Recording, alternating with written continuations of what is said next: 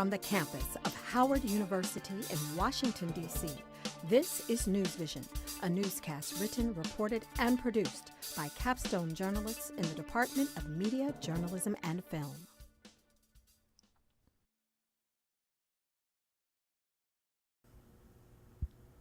Hello and welcome to News Vision News Brief. I'm Maya Reese. And I'm Tiffany Hoy. We have so much in store for tonight's news brief. Stay tuned. Tiger Woods wins his 5th Masters title at age 43, making it his 15th PGA title after over 10 years. Prior to this tournament, Woods' first test came in last year's final 2 majors, where he shared 6th place at the British Open and finished 2nd at the PGA Championship. This year, the legend strutted up the 18th hole to fans cheering while he secured his victory.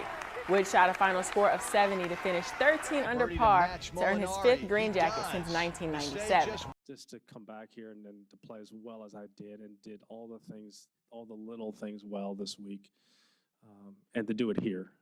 This has meant so much to me and my family, this tournament, and to have everyone here. It's something I'll never, ever forget. Woods went through a drought that included multiple back injuries and much humiliation after a very public divorce. Woods is now the 2nd oldest winner of the Masters behind Jack Nicklaus, who won it at age 46. Duke freshman Zion Williamson announced on Instagram that he is officially entering the draft. He's known as ESPN's #1 prospect this coming June.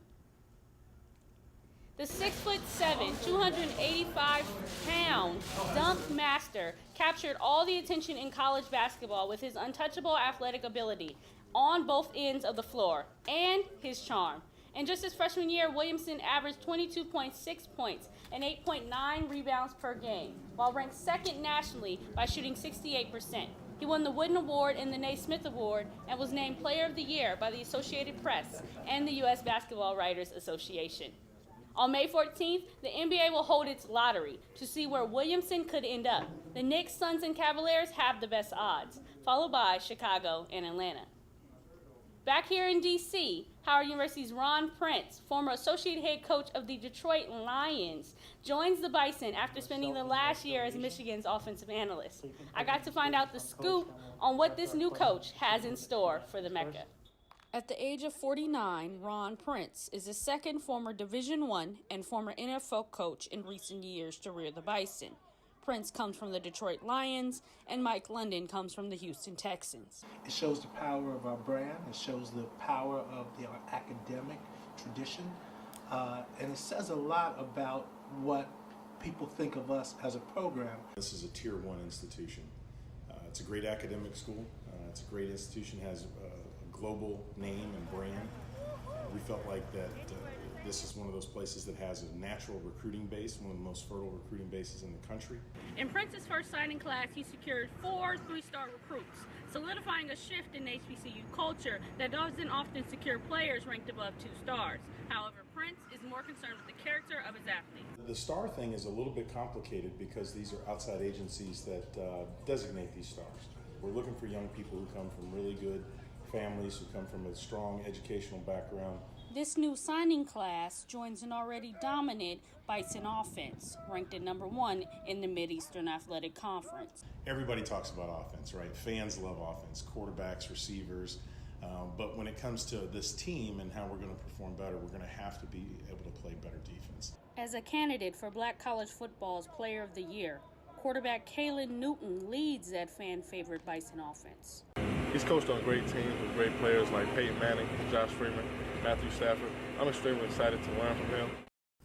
The Bison finished last season below 500, even with great players such as Kalen Newton and Jaquez Ezzard. Be sure to listen in to SiriusXM HBCU 142 this fall for all your Bison football games.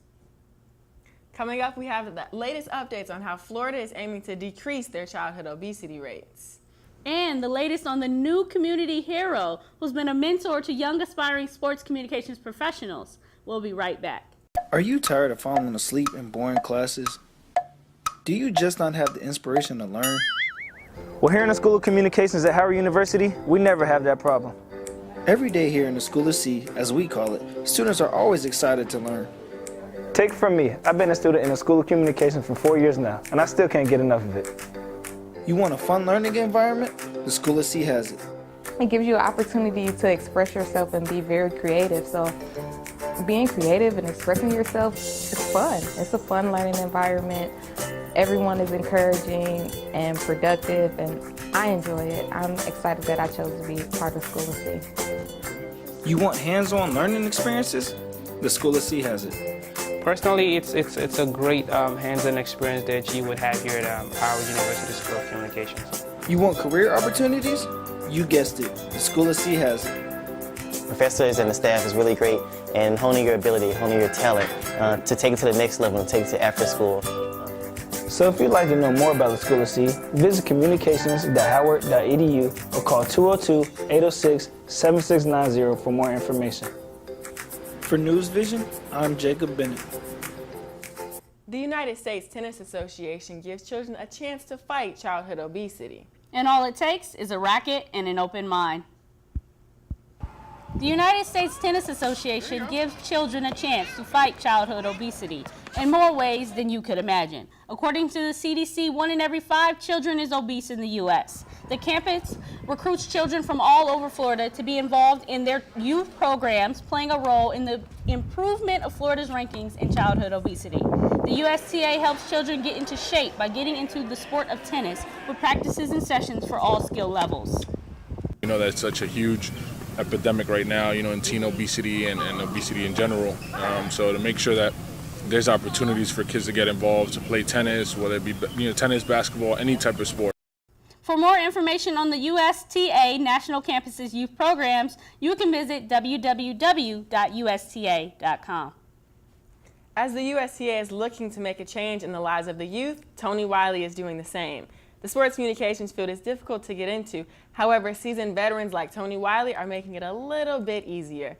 News Vision's Nicole Hutchison has more on this community gem. Some of you may know him as the senior vice president of the Washington Redskins, and others may know him as the guru of sports communications. A few just know him as a community hero. Tony Wiley, the graduate of Texas Southern University with a resume as steep as Mount Everest, has been responsible for building the careers of many young aspiring sports communications professionals. The same thing was done to me. A person helped me out and opened doors, and it made me promise that to pay them back, I had to help other people the same way I was being helped. As the main man in the head office of the Washington Redskins, Wiley continues to help young professionals fill positions within the NFL organizations across the league, also while juggling his busy schedule at work and with family. What I admire Tony the most is that he gave me this opportunity, believed in me, helped me along the way. He's helped me in my career. He gave me my first opportunity as a full-time employee in the NFL. I mean, he's just mentored me this whole first year. It's been a pretty crazy year, a lot on our plate in the season, and he's kind of just been a mentor. Wiley has been with the Redskins for 9 seasons and has served the NFL for 30 years as a decorated sports communications professional. Wiley is also a 5-time recipient of the Pete Rozelle Award, which notarizes the best NFL PR staff, and an inductee of the National Black College Alumni Hall of Fame. What I look for is just a work ethic. People have to really be able to, roll up their sleeves and work and really pay their dues. So, and then of course, when they're in a position to help someone else, they have to do the same. In 1992, after Wiley served as the PR intern for Rob Boulware in the San Diego Chargers organization, he promised to Boulware that he would reach back and help others. So far, it's been beyond any work with any organization, and he hopes to continue to change the lives of aspiring sports communications professionals. For Howard University's News Vision, I'm Nicole Hutchison. At 57 years old, Wiley does not seem to be letting up on his quest to help others succeed anytime soon. Thank you, Nicole, for such an inspiring story. That was such a great story. It's always nice to see older professionals in the field reaching back to help those who want to be in their shoes. Thank you for tuning in to tonight's News Vision News Brief. I'm Tiffany Hoyt. And I'm Maya Reese. Have a great night, and we'll see you next week.